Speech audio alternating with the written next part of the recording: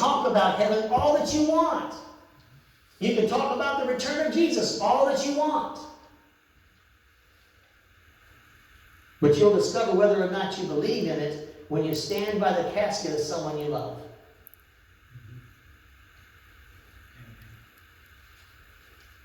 You see, God uses these trials to produce something. What's the product? Perseverance.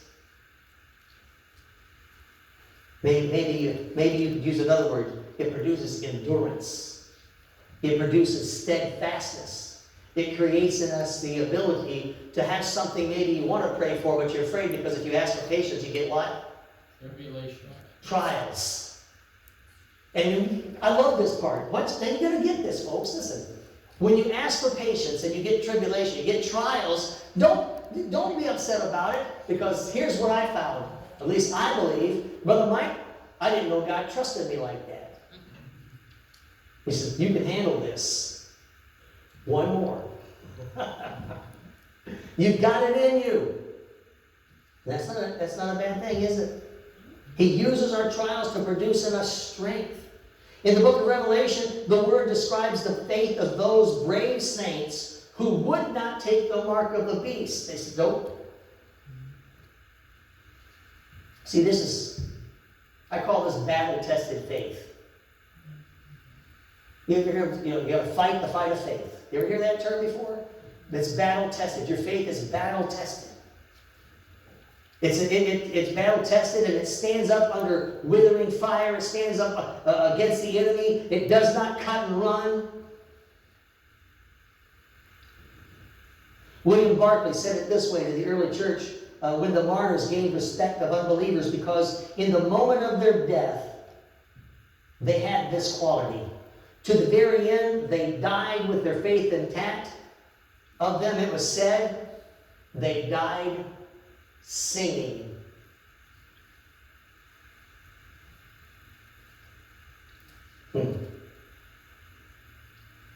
See, we need battle-tested faith. It is the quality. Anybody ever hear this name before? Miriam Abraham. Look it up. But I'll tell you something. So when she was being pressured by Muslim persecutors in the Sudan to renounce her Christian faith, knowing that her life was laid on the line because she would not renounce her faith. Here's what she said, and I quote, "I am a Christian and I will remain a Christian."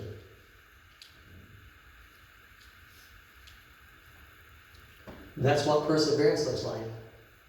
You don't get that kind of stuff in the good times.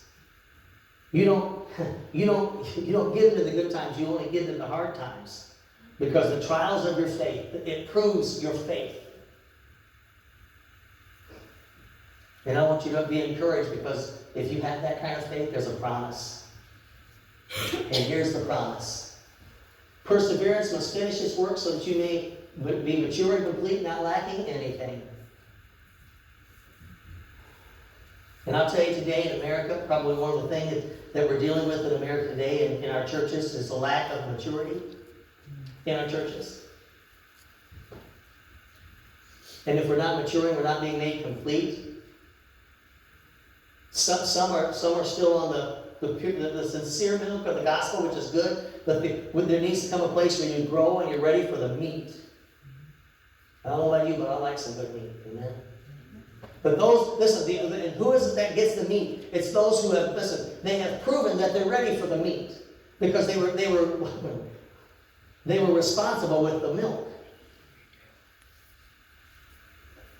There's a process involved in our trials that leads to a product. And that product is perseverance. And perseverance requires, here goes, ready for this? Perseverance requires desperate dependence and a dogged determination to hold on to your faith, even when the world seems to be falling apart around you. Jesus was talking to the disciples, and you might remember this story, because Peter had just mentioned something about who he was. He said, "Who do you say that I am?" And Peter said, "Well, you are the Christ." And he says, "No man has revealed this to you." And he said, "On this I'm going to build, listen, on this rock, I'm going to build my church." Perseverance says, I will not give up on a matter, no matter how bad it may be. I will hold on because I promise. Listen, I promise, and because I believe that God has something in store for me. That sort of gritty stubbornness produces genuine spiritual maturity. So you can grow up in your faith. When trials have finished their work in us, we will lack nothing that the Lord wants us to have. Remember the fire? Remember the purification? That fiery furnace that they stick the gold in, and what happens is it comes to a place where the dross raises to the top so that somebody can take what doesn't remain, and all that remains is the pure gold of faith. Somebody say, well, glory, I want some of that. You see, the great danger is that we'll try to short-circuit the process by running away from problems rather than facing them. Eugene Patterson, he is a guy who helped translate the Bible called The Message. He translates the verse like this: don't try to get out of anything prematurely. Don't try to get out of anything prematurely. That's good advice. It's not always easy to follow. Anybody besides me ever felt like you just wanted to cut and run? How many of you here have been married more than a minute? I'm not going to ask the next question, but because that cut and run question.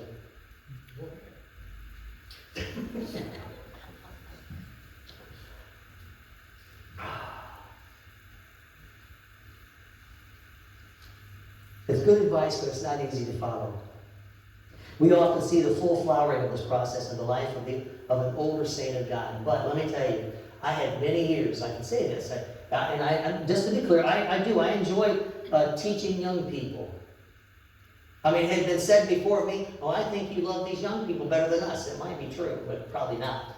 It's just that I enjoy teaching young people. And you want to know why? Because they're hungry. And they learn. And they really respond, and they're just eating it up.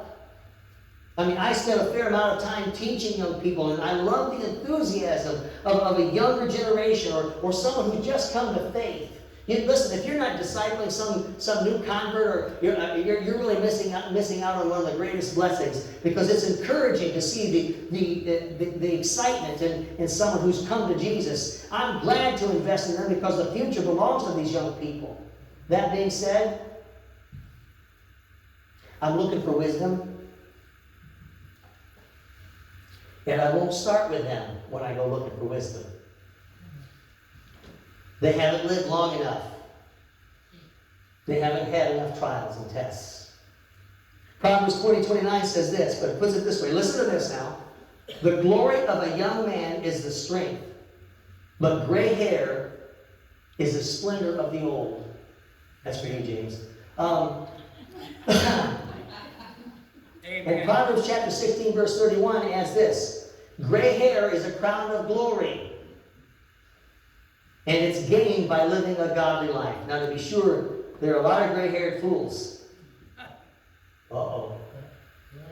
I was waiting for the fruit and the veggies, and there's a lot of gray-haired fools out there today, man.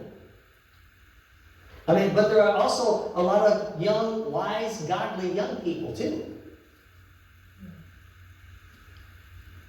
But Solomon means that if you have walked with the Lord, you will be filled with wisdom in your old age. How do you get that wisdom? It's not by running away every time something goes wrong, every time there's a trial, every time something's not the way you like it. It doesn't look the way, it doesn't sound the way, it doesn't feel feelings.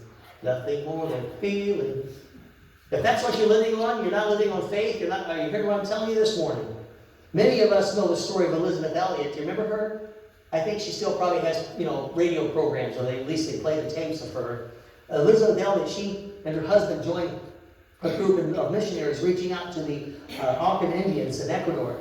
After several promising attempts to make first contact with them, a team of 5 missionaries flew into a jungle landing strip, hoping to establish friendly relationships, and it was not to be. Jim and the other missionaries, the other co-workers, were speared to death by the Indians. Years later, Elizabeth married Addison Leach. He's the former president of the Pittsburgh Theological Seminary. But he contracted cancer not long after that marriage. He died slowly and painfully. But what's her testimony? Look her up sometime. Elizabeth Elliot.